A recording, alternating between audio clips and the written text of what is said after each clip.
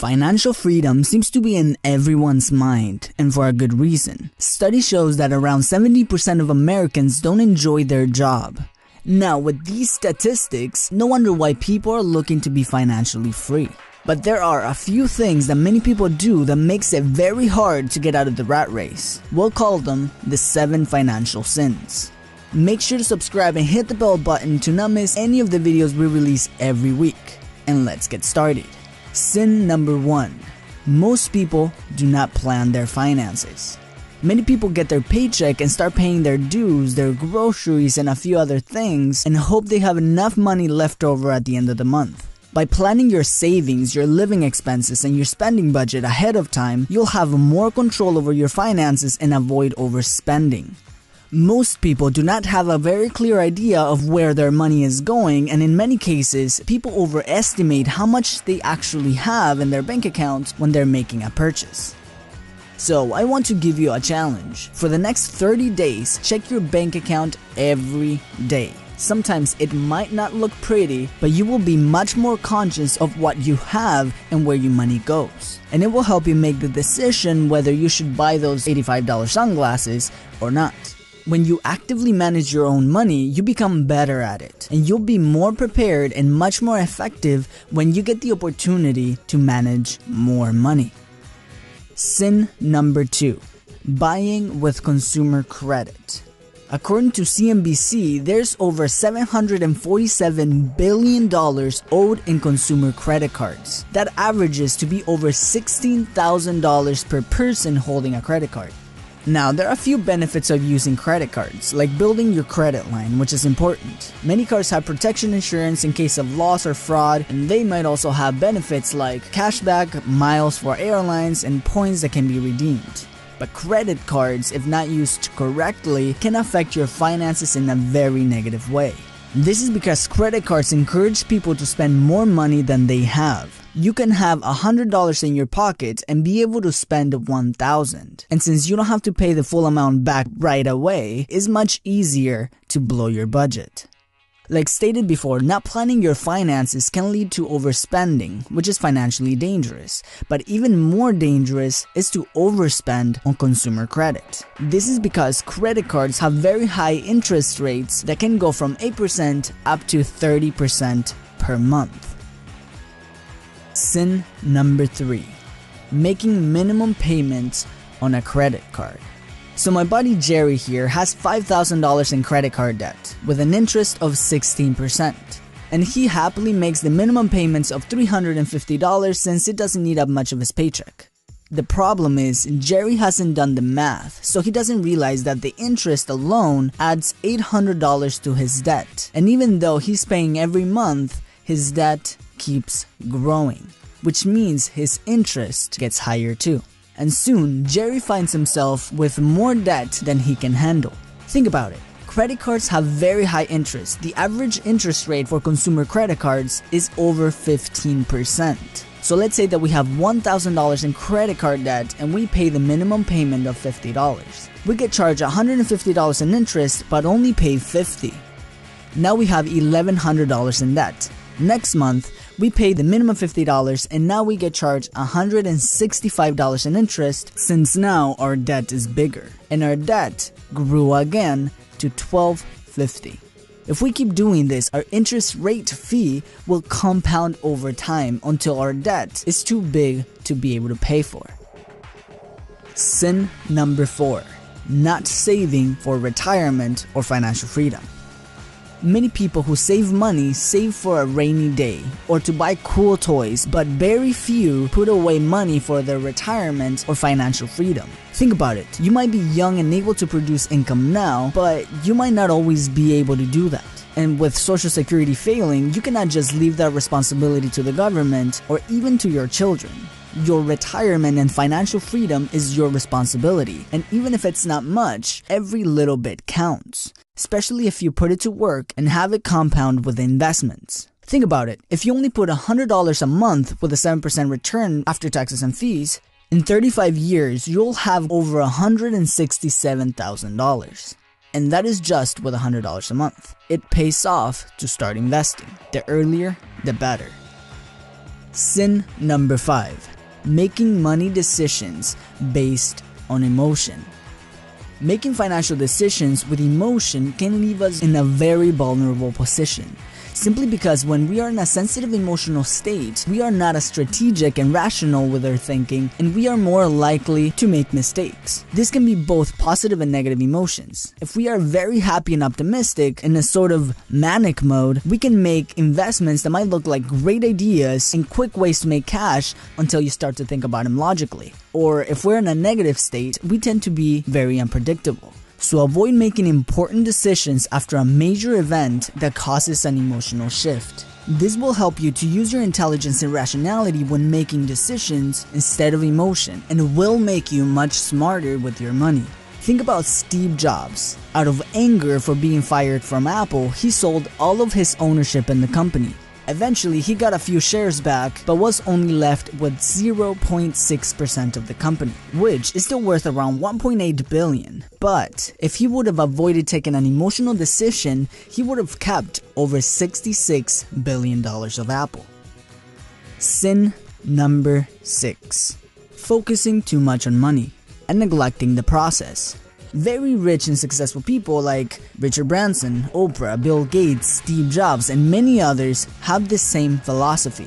You have to love the process. You've got to be passionate. As Richard Branson says, if you go into business only to make money, you are better off doing nothing. One of the things that I'm sure you've noticed is that when you try to go for the money while neglecting and disrespecting the process, you end up losing. For example, if you have a business but no interest in creating a relationship with your customers, you can make a quick sell, but you'll be missing out on a lifetime of business by neglecting this process. Sin number 7. Not educating ourselves financially. Money is something that is not taught in school, and the majority of our parents were not wealthy either. So learning about personal finance and how to manage your money, how to leverage and grow your money is your own responsibility. Neglecting this area will keep us uneducated and therefore less likely to become financially independent. Alright guys, let me know if you agree with this list, and if I'm missing anything, let us know in the comments. If you are on your way to achieve financial freedom, what is your process and your philosophy? I am always very interested in what you have to say.